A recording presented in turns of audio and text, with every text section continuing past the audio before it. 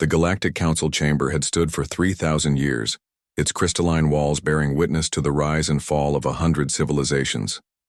Today, those walls would witness something unprecedented.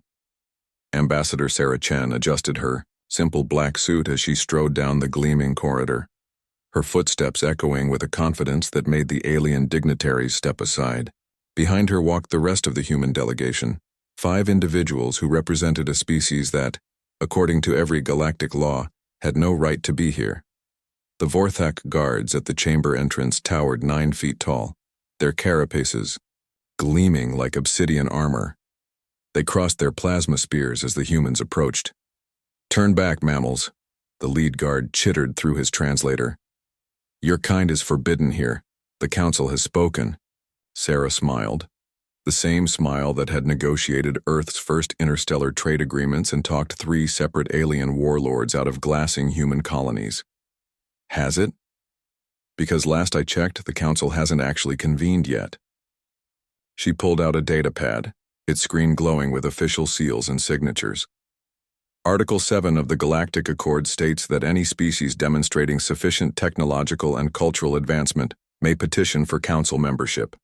I have here documentation proving humanity meets every single criterion. The guards exchanged nervous glances. One spoke rapidly into his comm device while the other maintained his aggressive stance, though Sarah noticed the tremor in his spear. "The hegemony of Zeth does not recognize human advancement," came a booming voice from behind them.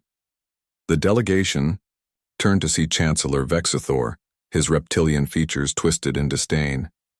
"You are a young species, barely out of your star system for 2 centuries. You lack the wisdom to..." "To what?" Dr. James Rodriguez, the human xenobiologist, stepped forward. "To avoid 3 galactic wars in the past millennium? To prevent the economic collapse that wiped out 17 civilizations? To stop the void, plague that your advanced species took 50 years to contain while we developed a cure in 18 months? Vexthor's scales flushed deep purple, a sign of rage among his species. "You dare. We dare because we've earned it." Sarah's voice carried the weight of absolute conviction. "Every crisis this galaxy has faced in the past century, humans have either solved or significantly aided in solving. The Christek Rebellion, human negotiators ended it. The solar array collapse that threatened the Epsilon sector, human engineers rebuilt it in half the time your experts estimated. By now, a crowd had gathered. Representatives from dozens of species whispered among themselves, their various forms of communication creating a symphony of clicks, whistles, and harmonic tones. Admiral Cathara of the Meridian Fleet pushed through the crowd, her 6 arms gesturing dismissively. "Humans are reckless. They charge into danger without proper analysis. They saved your fleet at the Battle of Kepler 442, interrupted Captain Liu Wei, his voice steady and factual. "When your proper analysis had you retreating from the pirate armada, 3 human destroyers held the line until reinforcements arrived. 17,000 Meridian civilians evacuated because humans were reckless enough to put their lives on the line." Cathara's mandibles clicked in what Sarah had learned was embarrassment among her species. The chamber doors suddenly hissed open. An ancient voice, melodic yet commanding, echoed through the corridor. "Let them enter." Every being present immediately prostrated themselves, except the humans, who simply stood straighter. The voice belonged to Elder Aeon of the first ones, being so old their actual forms were more energy than matter. "Elder," Vexthor protested, still pressed to the floor. "The protocols clearly state..." "The protocols," Aeon's voice seemed to come from everywhere at once, "were written when the galaxy was young and foolish. These humans have proven themselves through action, not ancestry. They will speak." The council chamber was a marvel of alien architecture, a vast sphere with floating platforms arranged in concentric circles, each occupied by representatives of the galaxy's most powerful civilizations. At the center was a raised dais where petitioners traditionally groveled for recognition. Sarah walked to that dais and did not grovel.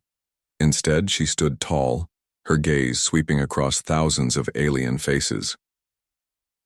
"Honored counselors," she began, her voice amplified by the chamber's acoustics. Humanity stands before you not as supplicants, but as equals. The gasps and outraged chittering from the assembled representatives created a cacophony that took minutes to die down.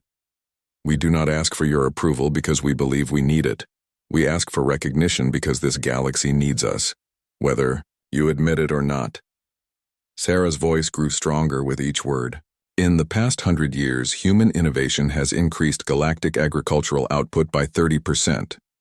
Human medical advances have extended the average lifespan of 17 different species. Human diplomatic protocols have prevented 14 wars and counting. She paused, letting the numbers sink in. But more than our achievements, it's our perspective that this council desperately needs. You see, every species here today shares one common trait. You've all learned to think inside the box of how things have always been done. Humans, we specialize in throwing that box into the nearest star and building something better from scratch. Minister Kaldesh of the Trade Federation leaned forward on his platform. And if we refuse your petition? Sarah's smile returned, but this time it was sharper. Then you'll continue stumbling through crises while we solve them from the outside. The void plague? We'll cure the next one too. Trade disputes? We'll negotiate them, with or without official recognition. The difference is, with us on the council, we can coordinate. Without us, she shrugged. You'll keep cleaning up messes while we prevent them. Elder Aeon's voice resonated through the chamber. The human speaks truth. Their species possesses what we have lost. The ability to see beyond tradition. Beyond fear. Beyond the comfortable lies we tell ourselves. A vote was called. Platform after platform lit up, some red for rejection, others green for acceptance. As the count progressed, Sarah noticed something interesting. It wasn't just about the votes. The chamber's entire dynamic had shifted. Conversations were happening across species lines that rarely spoke. Old alliances were being questioned. The final tally appeared in holographic display. 847 in favor, 132 opposed, 23 abstentions. But Sarah wasn't looking at the numbers. She was watching the faces, seeing calculation replace dismissal, respect replacing condescension. Humanity hadn't just won a vote. They had fundamentally changed how this ancient institution saw itself. As the humans were escorted to their new platforms, prime real estate in the second circle, Sarah caught sight of Vexthor. The former chancellor was deep in conversation with his aides, but his body language had changed. The arrogance was gone, replaced by the careful attention of someone who had just realized the game had new rules. Dr. Rodriguez leaned over to Sarah. Think they'll actually listen to us? Sarah watched as Elder Aeon's energy form pulsed in what she had learned was approval among the first ones. They don't have a choice. We didn't just walk in here and demand a seat at the table. We walked in here and reminded them why they needed to build a bigger table in the first place. The council session began, and for the first time in 3 millennia, the galaxy's most powerful institution had to contend with a species that had never learned the word impossible. Humanity had arrived, and the universe would never be the same.